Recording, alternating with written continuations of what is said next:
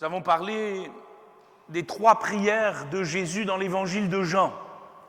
Et vous pourrez retrouver ce message sur notre page Facebook puisqu'il a été enregistré en vidéo, vous pourrez le reméditer. Nous avons partagé cette prière de Jésus face au tombeau de Lazare. Père, je te rends grâce de ce que tu m'as exaucé. Je te loue de ce que tu m'exauces toujours. Voilà une prière surprenante, une prière de foi, une prière de conviction, une prière extraordinaire parce que cette louange de Jésus, elle a quand même secoué la mort. Le mort est sorti.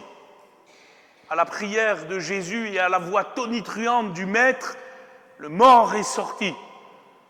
Et frères et sœurs, si nous voulons nous aussi vivre les miracles du Seigneur, il nous faut apprendre à prier comme Jésus. Les disciples ne s'étaient pas trompés. Un jour, ils ont pris le Maître à l'écart et ils ont dit « Seigneur, enseigne-nous à prier ». Ils n'ont pas demandé autre chose. « Enseigne-nous à prier et augmente-nous la foi ». Ils avaient compris que tout se joue là, la prière, la foi. Et nous devons avoir la même requête. « Seigneur, apprends-moi à prier, augmente ma foi ».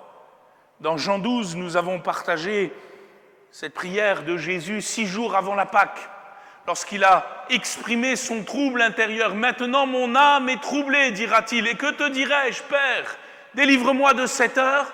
Non, c'est pour cette heure que je suis venu. » Et nous avons vu comment le Seigneur, à travers cette prière, exprime ses sentiments, exprime aussi ses questions au Père, exprime aussi ses motivations et surtout réaffirme le cœur de sa mission. Et si nous voulons prier comme Jésus, il nous faut joindre notre foi aux instructions du Seigneur à travers ses prières. Ce soir, nous allons méditer la dernière prière de Jésus dans l'évangile de Jean, qui est la prière dite sacerdotale du Christ dans Jean 17. Nous ne l'avons que mentionné la semaine passée, nous l'avons effleuré, mais nous ne l'avons pas analysé ensemble et c'est ce que j'aimerais faire ce soir parce que c'est néanmoins certainement la prière la plus intense du Messie. C'est la plus longue des prières de Jésus que nous possédons. Et elle a certainement bien des choses à nous apprendre sur la prière. Il est dit ceci, Jean 17, verset 1er, « Après avoir ainsi parlé, Jésus leva les yeux au ciel et dit, « Père, l'heure est venue. Glorifie ton Fils, afin que ton Fils te glorifie selon que tu lui as donné pouvoir sur toute chair, afin qu'il accorde la vie éternelle à tous ceux que tu lui as donnés. Or, la vie éternelle, c'est qu'ils te connaissent, toi, le seul vrai Dieu et celui que tu as envoyé, Jésus-Christ. Je t'ai glorifié sur la terre, j'ai achevé l'œuvre que tu m'as donnée à faire. Et maintenant, toi, Père, glorifie-moi auprès de toi-même de la gloire que j'avais auprès de toi quand le monde fut. J'ai fait connaître ton nom aux hommes que tu m'as donnés du milieu du monde. Ils étaient à toi et tu me les as donnés. Et ils ont gardé ta parole. Maintenant, ils ont connu que tout ce que tu m'as donné vient de toi, car je leur ai donné les paroles que tu m'as données, et ils les ont reçues. Et ils ont vraiment connu que je suis sorti de toi, et ils ont cru que tu m'as envoyé. C'est pour eux que je prie. Je ne prie pas pour le monde, mais pour ceux que tu m'as donnés, parce qu'ils sont à toi. Et tout ce qui est à moi est à toi, et ce qui est à toi est à moi, et je suis glorifié en eux. Je ne suis plus dans le monde, et ils sont dans le monde, et je vais à toi. Père Saint, garde dans ton nom ce que tu m'as donné, afin qu'ils soient un comme nous. Lorsque j'étais avec eux dans le monde, je les gardais en ton nom. J'ai gardé ce que tu m'as donné, et aucun d'eux ne s'est perdu, sinon le fils de perdition, afin que l'écriture fût accomplie. Et maintenant je vais à toi, et je dis ces choses dans le monde, afin qu'ils aient en eux ma joie parfaite. Je leur ai donné ta parole, et le monde les a haïs, parce qu'ils ne sont pas du monde, comme moi je ne suis pas du monde. Je ne te prie pas de les ôter du monde, mais de les préserver du mal. Ils ne sont pas du monde, comme moi je ne suis pas du monde. Sanctifie-les par ta vérité. Ta parole est la vérité. Comme tu m'as envoyé dans le monde, je les ai aussi envoyés dans le monde, et je me sanctifie moi-même pour eux, afin qu'eux aussi soient sanctifiés par la vérité.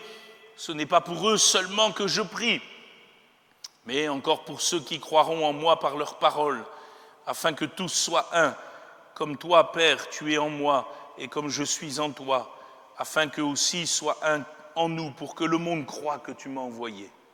Je leur ai donné la gloire que tu m'as donnée, afin qu'ils soient un comme nous sommes un, moi en eux, toi en moi, afin qu'ils soient parfaitement un, et que le monde connaisse que tu m'as envoyé, que tu les as aimés comme tu m'as aimé.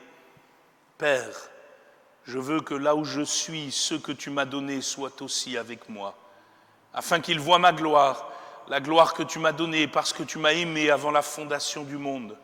Père juste, le monde ne t'a point connu, mais moi je t'ai connu, et ceux-ci ont connu que tu m'as envoyé. Je leur ai fait connaître ton nom, et je leur ferai connaître, afin que l'amour dont tu m'as aimé soit en eux, et que je sois en eux. Amen.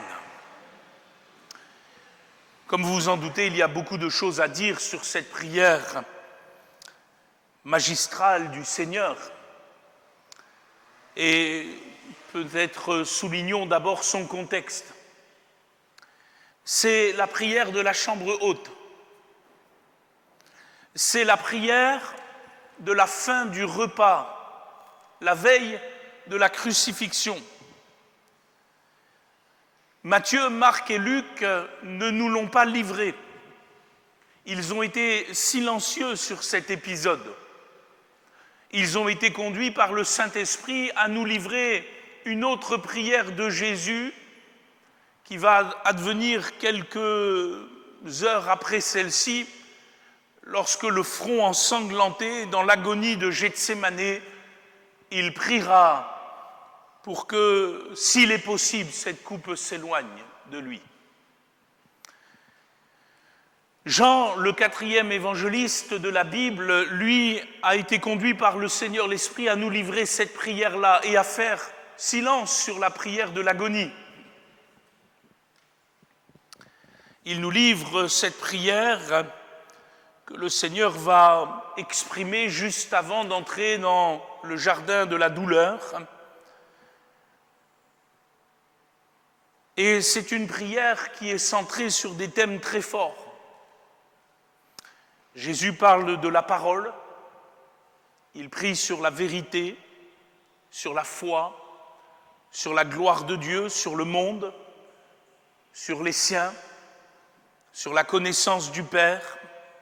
Et il est vrai que si vous mettez en parallèle toutes les prières de Jésus avec celle-ci, excusez-moi l'expression, mais le style diffère un peu. En particulier de celle du Notre Père. Et il n'empêche que s'il y a quelques formes différentes, il y a un fond commun. Parce que dans les deux prières, que ce soit celle-ci ou celle du Notre Père, Jésus va chercher avant tout la gloire de Dieu. Il va aussi exprimer clairement sa filiation avec lui, nous amenant nous aussi à l'exprimer, puisque Jésus nous enseignera à prier en disant « Notre Père qui est aux cieux ». Dans les deux prières, il y est question du règne de Dieu, de sa volonté, de la délivrance, de la tentation, de la libération du mal, de la préservation du mal. Et je dirais alors que la prière de Jean 17 est le prolongement de la prière du Notre Père. Ce qui va distinguer cette prière de Jésus de toutes les autres dans les évangiles, c'est aussi son ancrage dans le présent et le futur. Je ne sais pas si vous avez remarqué, mais dans cette prière, Jésus prie comme si tout était déjà accompli. Alors qu'il n'est pas encore entré dans le jardin de la douleur, alors qu'il n'est pas encore monté sur la croix, alors qu'il n'est pas encore crucifié entre ciel et terre, alors qu'il n'est pas encore descendu dans le séjour des morts, alors qu'il n'en est pas encore remonté par la puissance de Dieu, voilà que Jésus prie comme si tout était déjà accompli. Puisqu'il prie pour que les effets de son œuvre perdurent dans le temps et le futur, et qu'elle atteigne toutes les générations. Et il prie dans une assurance glorieuse. Voilà pourquoi on appelle communément cette prière la prière sacerdotale de Christ. Il prie comme s'il était déjà le souverain sacrificateur parfait, qui représente le peuple devant Dieu. Il prie pour les siens, il prie pour tous ceux qui croiront en lui. Et tout cela avant de monter sur la croix. Et nous voyons ici toute la foi de Jésus. Notons aussi le climat de cette prière.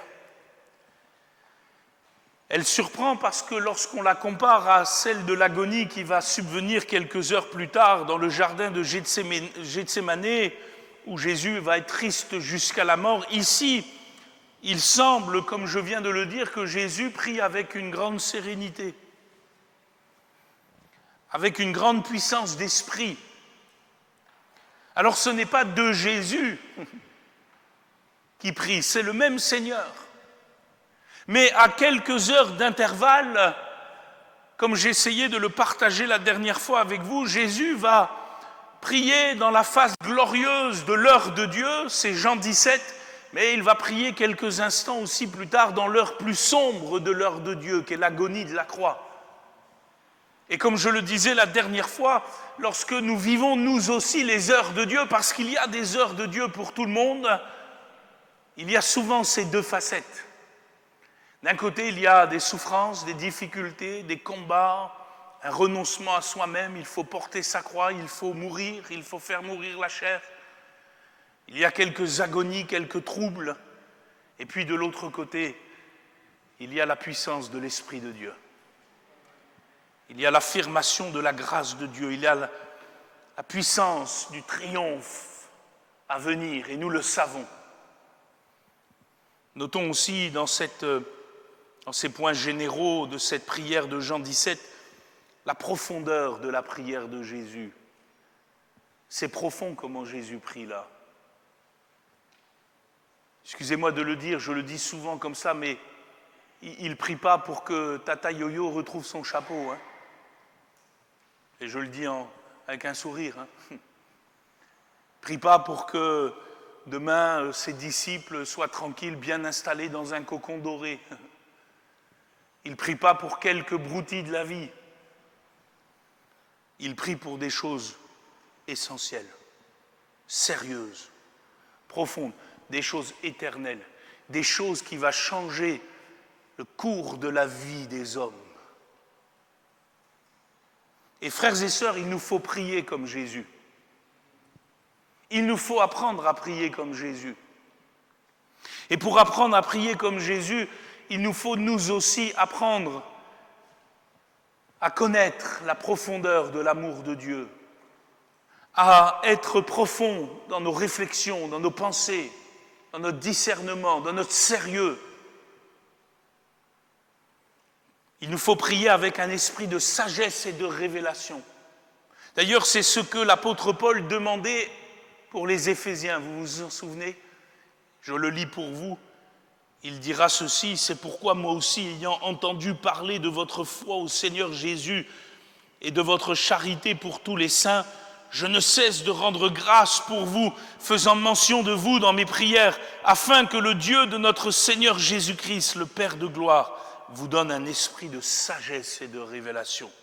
Dans sa connaissance, qu'il illumine les yeux de votre cœur pour que vous sachiez quelle est l'espérance qui s'attache à son appel, quelle est la richesse de la gloire de son héritage qu'il réserve aux saints, quelle est envers nous qui croyons l'infinie grandeur de sa puissance, se manifestant avec efficacité par la vertu de sa force. Voilà comment Paul priait pour les Éphésiens. Il priait avec profondeur. Il demandait des choses profondes, des choses essentielles, sérieuses, des choses qui étaient vraiment loin des choses de la terre.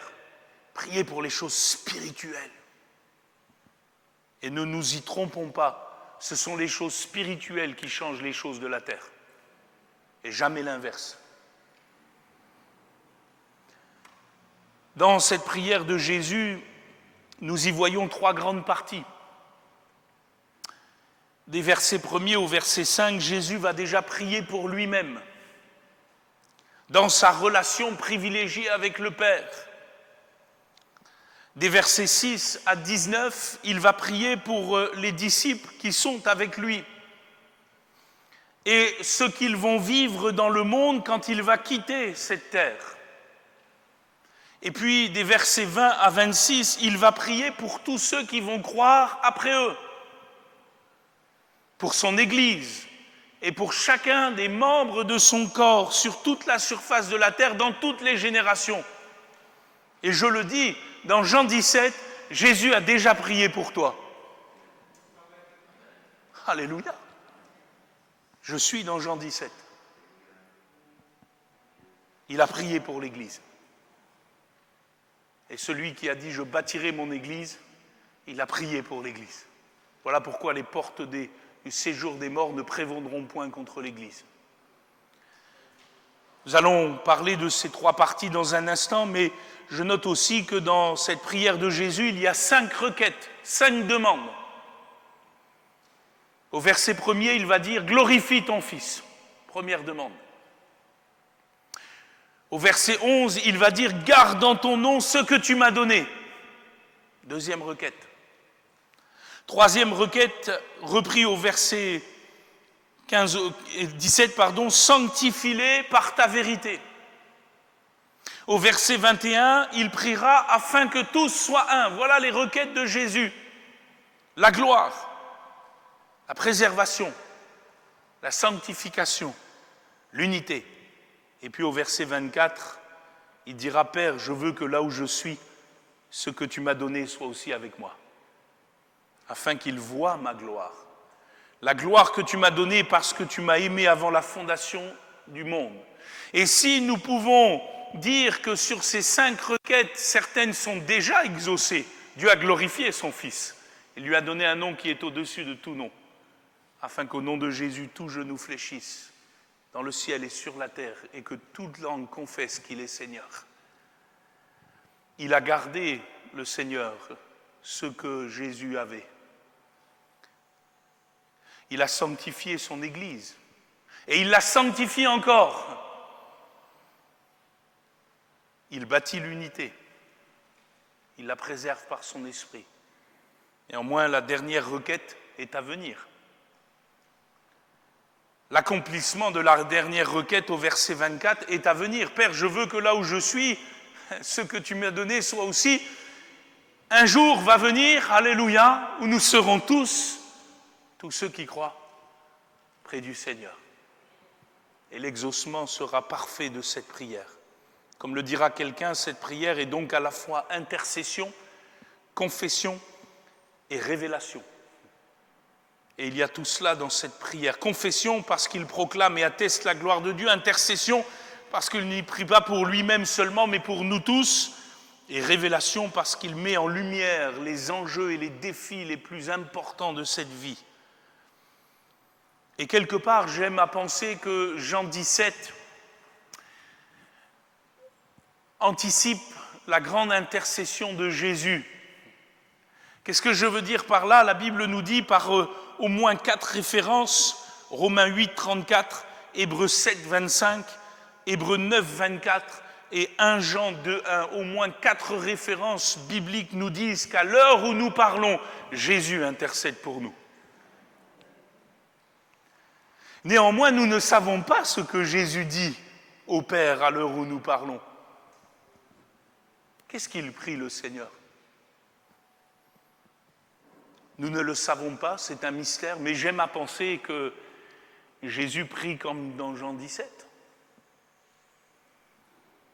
Il prie pour que ces réalités d'unité, de vie, d'éternité se poursuivent.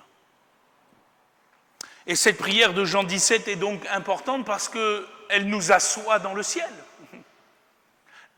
Et nous le sommes. La Bible dit que l'Église est assise dans les lieux célestes.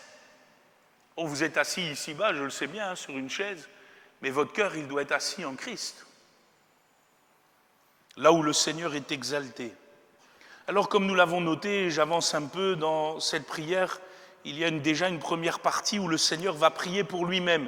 Il dit dans les premiers versets, « Père, l'heure est venue, glorifie ton Fils, afin que ton Fils te glorifie, selon que tu lui as donné pouvoir sur toute chair, afin qu'il accorde la vie éternelle à tous ceux que tu lui as donnés.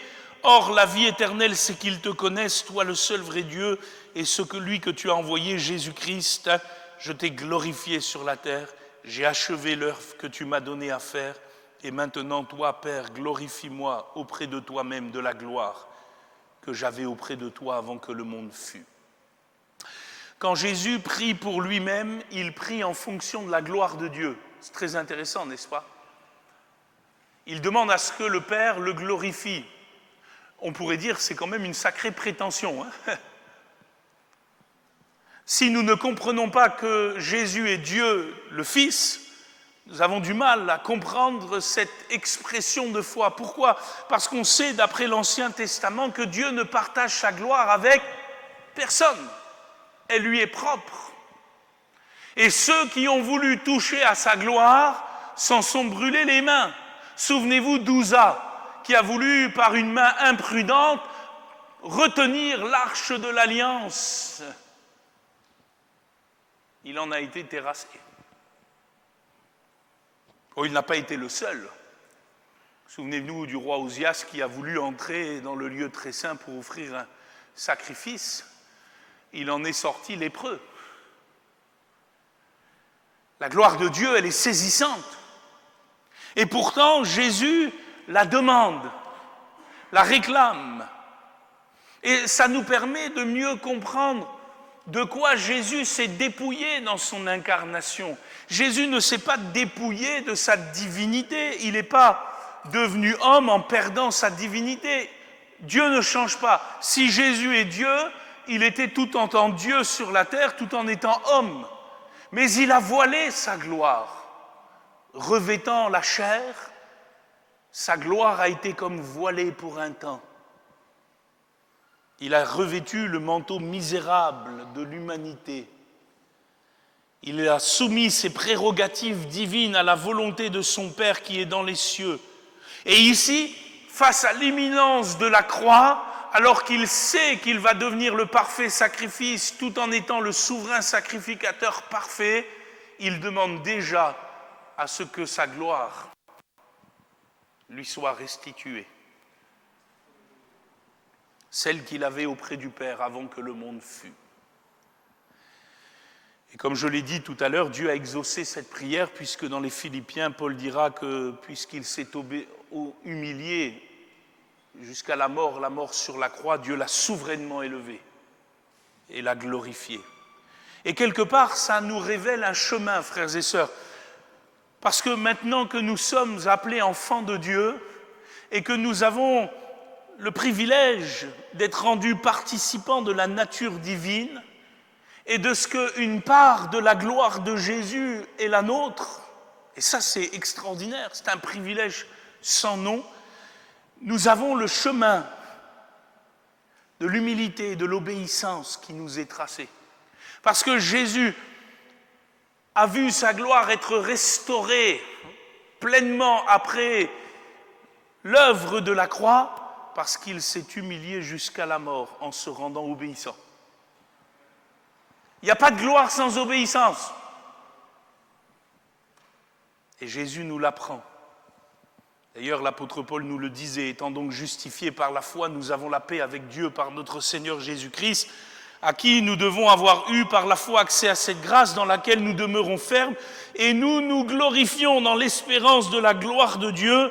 Bien plus, nous nous glorifions même des afflictions, sachant que l'affliction produit la persévérance la victoire dans l'épreuve, et cette victoire l'espérance. Or, l'espérance ne trompe point, parce que l'amour de Dieu est répandu dans nos cœurs par le Saint-Esprit qui nous a été donné. Amen.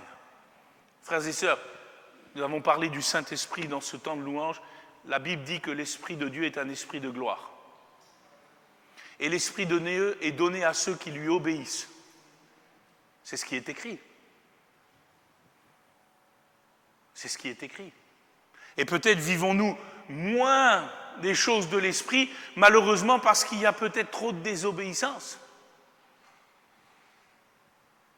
et que cela doit nous faire réfléchir quant à notre manière de prier et de vivre la foi. Et surtout de vivre la vie éternelle. Parce que si je poursuis, Jésus dit la vie éternelle, c'est qu'ils te connaissent. La qualité de la vie de Dieu, la qualité de la vie de l'Esprit, puisqu'il est question de la vie de l'Esprit, la vie spirituelle, la vie du Saint-Esprit, est liée à notre connaissance de Dieu. Non pas une connaissance théorique, il y a trop de gens qui savent trop de choses sur Dieu, mais qui ne vivent pas un gramme de ce qu'ils savent. Il parle d'une connaissance intérieure, de cœur, d'une obéissance sainte, d'une piété. Et la vie éternelle, elle est liée à la piété. Paul disait, si quelqu'un n'a pas l'esprit de Christ, il ne lui appartient pas.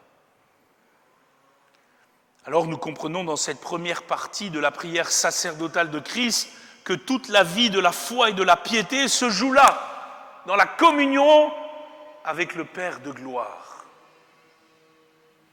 Voilà ce que nous devons développer. J'avance dans la prochaine partie, les questions des disciples. Des versets 6 à 19, je ne vais pas tout relire, il dira simplement, versets 11, 12 et 15, « Garde en ton nom ce que tu m'as donné, afin qu'ils soient un comme nous. Lorsque j'étais avec eux dans le monde, je les gardais en ton nom. Je ne te prie pas de les ôter du monde, mais de les préserver du malin. » J'aime beaucoup cette partie de la prière de Jésus parce qu'il prie comme le bon berger, qui a soin de ses disciples.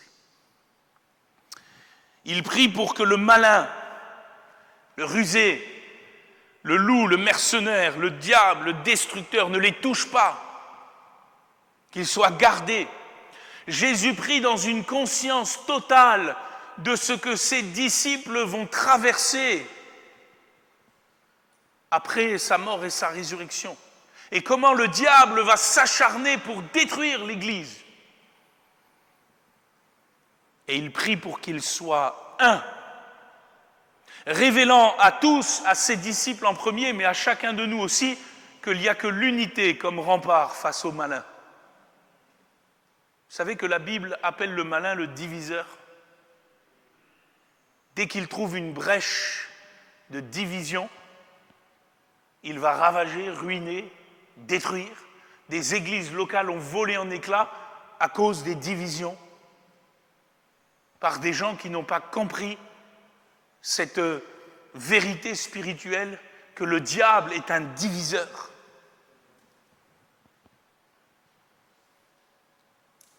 Et Jésus connaissait aussi la propension à l'orgueil et à la division de ses disciples.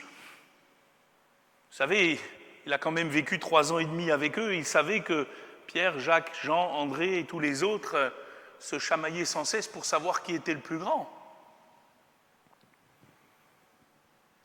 Et puis quand l'unité est matraquée, excusez-moi l'expression, le diable se frotte les mains, il sait tout cela, le Seigneur, et il prie en fonction de tout cela. Jésus connaît le cœur tortueux de l'homme, et c'est pourquoi il prie pour que l'unité, la sienne, celle qu'il a avec le Père, rendez-vous compte, quelle unité il prie, pas une unité de façade, pas une simple union. Excusez-moi, nous ne sommes pas dans une union ici. Les assemblées de Dieu ne sont pas une union. Je sais que l'union fait la force, l'oignon fait le carry, je sais bien, mais il parle d'unité. C'est bien plus grand qu'une union. L'unité, c'est avoir un même cœur, une même âme, une même pensée, un même esprit. Et il prie pour cela. Et il sait que seul l'Esprit de Dieu, le Paraclet, pourra faire cette œuvre. Et nous voyons dans les Actes des Apôtres que la prière de Jésus a déjà été exaucée, d'une certaine manière. Parce que le diable, dans les Actes des Apôtres, va essayer de diviser. Dans Acte 6, il va essayer de mettre une embrouille entre les veuves d'origine juive et les veuves d'origine grecque. Et puis, il va y avoir là toutes sortes de conflits. Il va falloir l'institution des diacres remplis de l'esprit pour régler ce problème-là.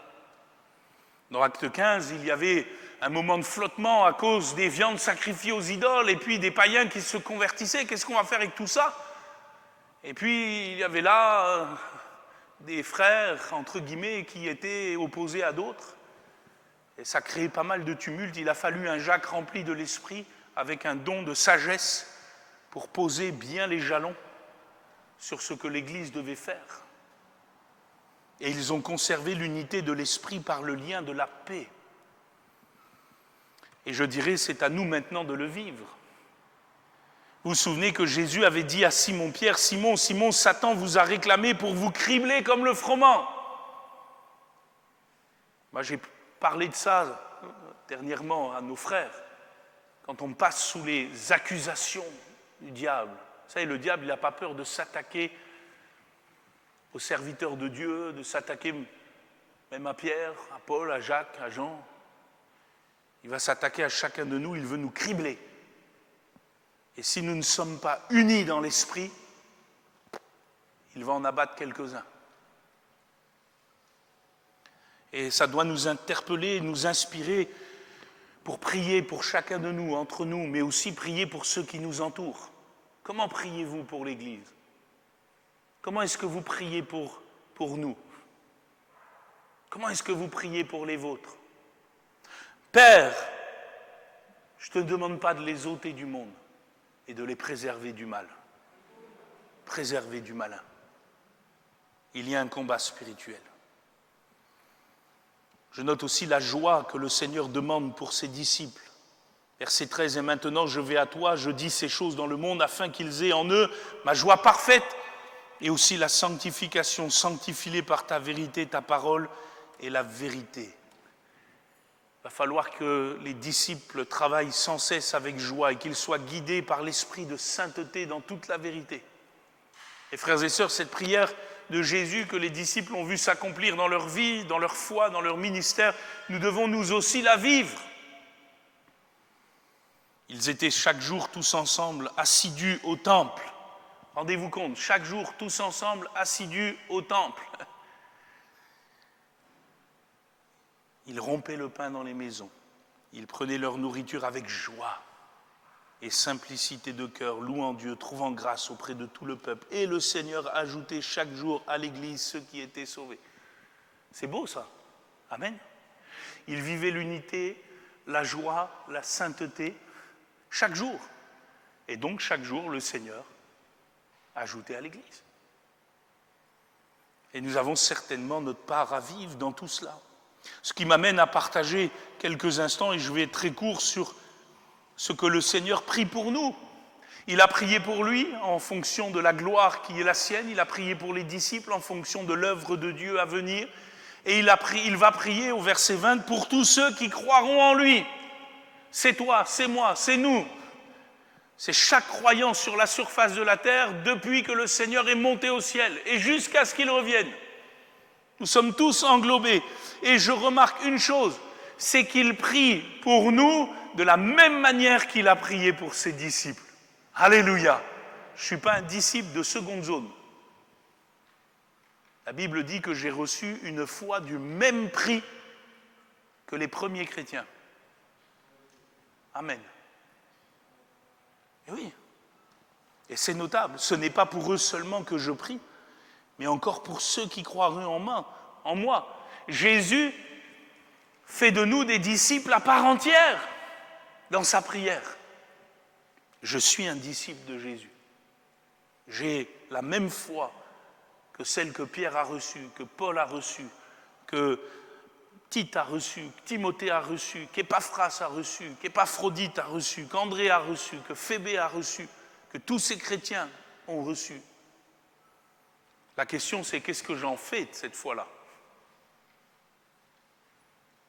Quoi qu'il en soit, mon privilège, notre privilège est grand. Nous appartenons aux disciples de Jésus. Et notre responsabilité l'est aussi, puisqu'il dit, ce n'est pas pour eux seulement que je prie, mais encore pour ceux qui croiront en moi par leur parole, afin que tous soient un. Que tous soient un. Oh, qu'il me tarde que cette parole soit accomplie. Souvent, on demandait à mon père, vous êtes combien dans votre église? Et c'est la course aux chiffres. Vous êtes combien dans votre église? Mon père, il disait toujours, nous, on essaye d'être un. C'est pas facile, hein? Le diable, il est là, hein? Il divise. Par ses ruses, ses stratagèmes, il enlève les uns les autres, il met des embrouilles, des conflits. Puis il faut le dire aussi, des fois il n'y a pas besoin du diable pour vivre des divisions. Parce qu'avec notre propre chair, notre orgueil, notre incapacité à nous pardonner, notre incapacité aussi à reconnaître les dons de Dieu dans l'autre, la valeur de l'autre, avec nos regards parfois qui louchent, excusez-moi l'expression, nous avons du mal à vivre cette unité et pourtant, regardez bien la responsabilité que nous avons. Il prie pour que nous soyons un, comme lui et le Père sont un, pour que le monde croie. L'évangélisation du monde passe par l'unité de l'Église. Et pas une n'importe quelle unité, je le répète, l'unité de Dieu. Comme le Père, le Fils et le Saint-Esprit sont un. Et nous avons certainement des progrès à faire. Parce que c'est à l'amour que nous nous porterons les uns pour les autres que le monde verra que nous sommes vraiment ses disciples. Qu'est-ce que Jésus demande finalement? Il demande à ce que les relations fraternelles dans son corps soient les relations les plus soignées du monde. Amen. Il n'y a pas plus important que l'unité de notre assemblée locale, frères et sœurs. On va parler pour nous, pas parler des autres églises. Commençons déjà là où le Seigneur nous a placés. Il n'y a pas plus important qu'on soit un. On n'a pas toujours les mêmes opinions. On n'a pas toujours les mêmes goûts et les mêmes couleurs. C'est ce qui fait aussi la diversité. C'est bien. Mais on doit être un dans l'esprit. Même âme, même cœur, même pensée. Et tout ce qui est en dehors de cela vient du malin. Et nous devons y faire très attention. Il n'y a pas plus important pour le Seigneur que cette unité. Je leur ai donné la gloire que tu m'as donnée afin qu'ils soient un comme nous sommes un, moi en eux, toi en moi, afin qu'ils soient parfaitement un. Et que le monde connaisse que tu m'as envoyé et que tu les as aimés comme tu m'as aimé. Je termine. Jésus dit dans cette prière, nous l'avons lu, sanctifie-les par ta parole. Quelque part, tout va se jouer là. Nous ne pouvons pas vivre tout ce que le Seigneur attend et demande dans cette prière si nous ne sommes pas consacrés par la parole de Dieu et consacrés dans la parole de Dieu. Tout se joue là. Nous avons là une demande d'un service authentique de Jésus pour chacun de ses disciples. Ce que nous devons comprendre, c'est que nous avons été mis à part. Nous ne sommes plus du monde. Amen. Il faut arrêter de lorgner sur les choses du monde, frères et sœurs. Le monde passe, sa convoitise aussi. Nous ne sommes plus du monde. Fermez ces choses-là. Nous n'en avons pas besoin. Ce n'est pas au monde de nous faire des leçons. C'est à nous de montrer l'amour de Dieu au monde. Et notre responsabilité est grande, puisque nous avons, comme l'apôtre Paul dit, été ressuscités en Christ, nous sommes morts au rudiment de ce monde. Vivons pour le Seigneur, prions comme le Seigneur, soyons remplis de l'Esprit comme le Seigneur, et le monde verra la gloire de Dieu. Alléluia. Merci Seigneur pour ta parole. Te rendons grâce Seigneur pour ce moment béni ce soir. Te rendons grâce Seigneur pour les privilèges que tu nous as donnés